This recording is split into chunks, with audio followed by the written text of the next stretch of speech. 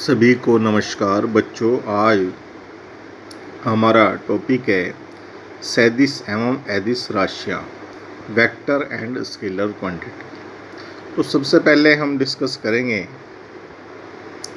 कि जो अदिश राशियाँ हैं वे क्या होती हैं। जैसे इसके शब्द से हमें पता चलता है, अदिश, ए का मतलब नहीं, दिश का मतलब दिशा।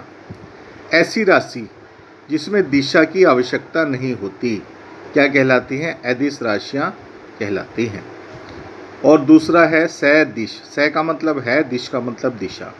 जिसमें दिशा की आवश्यकता होती है तो वह क्या कहलाती है? सदिश राशि कहलाती है। जैसे हमने किसी बच्चे से कहा कि आप 10 कदम चलिए, तो बच्चा इसमें कंफ्यूज हो जाएगा, क्योंकि हमने ये नहीं कहा कि 10 कदम पूर्व साइड में चलिए या पश्चिम में चलिए, दक्षिण में चलिए या उत्तर में चलिए।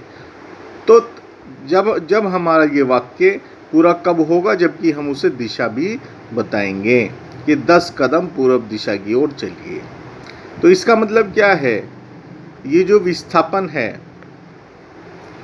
विस्थापन मतलब किसी निश्चित दिशा में चली गई दूरी को विस्थापन कहते हैं। तो इसमें जो है दिशा की भी आवश्यकता है, परिमाण की भी आवश्यकता है, तो ऐसी राशियों को हम कहते हैं सदिश राशियाँ। इसी प्रकार जैसे आपका विस्थापन हो गया, ये भी सदिश राशि है, और आपका वेग हो गया, ये भी सदिश राशि है, बल हो गया, ये भी सदिश राशि है, त्वरण हो गया, ये भी सदिश राशि है। अब आते हैं अदिश राशियों में। अदिश राशियाँ हैं जिनमें दिशा की आवश्यकता नहीं होती, केवल परिमाण की आवश्यकता है।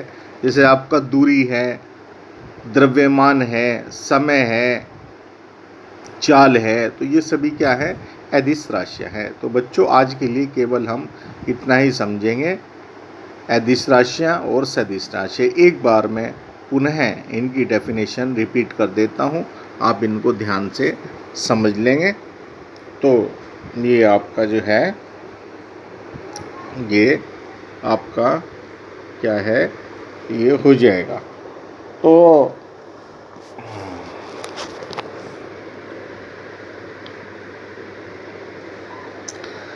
वे राशियाँ जिनको व्यक्त करने के लिए केवल परिमाण की आवश्यकता होती है, दिशा की नहीं, अदिश राशियाँ कहलाती हैं।